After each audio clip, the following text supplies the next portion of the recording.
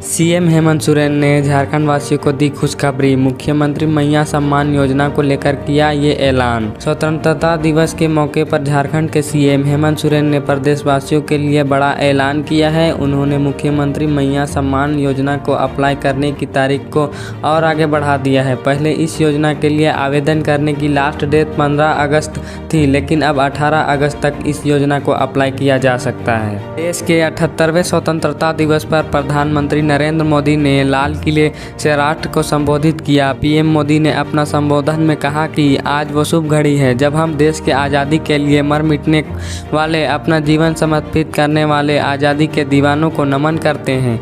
ये देश उनका ऋणी है। ऐसे हर देशवासियों के प्रति हम अपना श्रद्धा भाव व्यक्त करते हैं। वहीं उन्होंने कहा कि 1857 स्वतंत्रता संग्राम से पहले एक आदिवासी थे जिन्होंने अंग्रेजों के नाक में दम कर दिया था, जिसकी आज भगवान बिरसा मुंडा के रूप में पूजा किया करते हैं। झारखंड के बेरोजगारों के लिए खुशखबरी। 35,000 पदों पर अक्टूबर तक होगी भर्ती। सीएम हेमंत सोरेन का बड़ा ऐलान। झारखंड के मुख्यमंत्री हेमंत सोरेन ने गुरुवार को रांची के मोरहाबादी मैदान पर 78वें स्वतंत्रता दिवस समारोह को संबोधित किया। इस दौरान उन्होंने राज्य में 35,000 पदों पर भर्ती की प्रक्रिया इस वर्ष अक्टूबर तक पूरी करने का दावा किया है। उन्होंने कहा, हमारी सरकार की पहली प्राथमिकता राज्य के युवाओं को रोजगार प्रदान करना है। तुम रहोगे या मैं। उद्धव ठाकरे ने बताया, एमबीए जीता तो कौन बनेगा महाराष्ट्र का अगला सीएम। महाराष्ट्र विधानसभा चुनाव 2024 का आज ऐलान होने से कुछ घंटे पहले प्रदेश के पूर्व सीएम उद्धव ठाकरे ने एमबीए की बैठक में बढ़ा दिया है। उन्होंने कहा कि आज से हम लोग मिलकर अगली लड़ाई की शुरुआत कर रहे हैं। इस लड़ाई में हमारी जीत तय है। बांग्लादेश में हिंदुओं के खिलाफ हिंसा का इंदौर में विरोध। भारत में जमाते इस्लामी पर प्रतिबंध लगाने की मांग। इंदौर में हिंदुओं का रक्षक संगठन के बैनर तले राजवाड़ा पर धरना प्रदर्शन और हस्ताक्षर अभियान किया गया है, जिसमें बांग्लादेश में हिंदुओं के नरसंहार के विरोध में आवाज़ उठाई गई है। बांग्लादेश के हिंसक घटनाओं को रोकने के लिए कूटनीति से लेकर सैन्य नीति के प्रयास किए जाने की मांग की गई है। हरियाणा के एएपी से गठबंधन के सवाल पर कुमारी शैलजा बोली।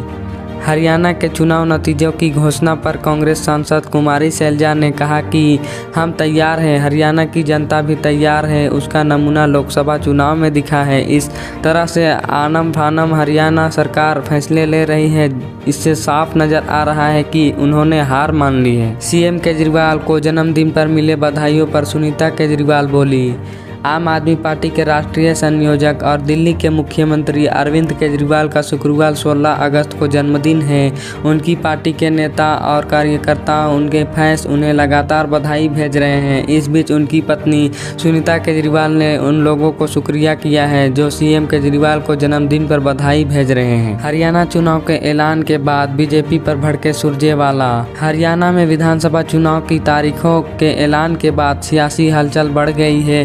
कांग्रेस नेता रणदीप सिंह सुरजेवाला ने दावा करते हुए कहा कि आज चुनाव में बीजेपी की विदाई होने जा रही है। उन्होंने किसान आंदोलन का जिक्र करते हुए आरोप लगाया कि जिनका डीएनए ही किसान विरोधी है, उन्होंने किसानों की शहादत के बाद भी एमएसपी का धोखा ही दिया है। हरियाणा में 1 अक्टूबर को विधानसभा चुनाव होंगे। सभी सीटों पर एक ही चरण में वोटिंग होगी और नतीजे 4 अक्टूबर को घोषित किए जाएंगे। इस चुनाव की तारीख के ऐलान पर सीएम नायब सैनी ने कहा कि 1 अक्टूबर 2024 को हरियाणा की जनता लोकतंत्र के महापर्व के लिए तैयार है। बीजेपी का हारना तय, किस्तों में हारे। वन नेशन वन इलेक्शन की जिक्र कर सपा नेता का चौंकाने वाला दावा। मुख्य निर्वाचन आयुक्त राजीव कुमार ने शुक्रवार 16 अगस्त को जम्मू कश्मीर और हरियाणा में विधानसभा चुनाव के तारीखों का ऐलान कर दिया है। जम्मू कश्मीर में 8 सितंबर से 1 अक्टूबर के बीच 3 चरणों में, जबकि हरियाणा में एक ही चरण में 1 अक्टूबर को विधानसभा चुनाव होंगे। वहीं इन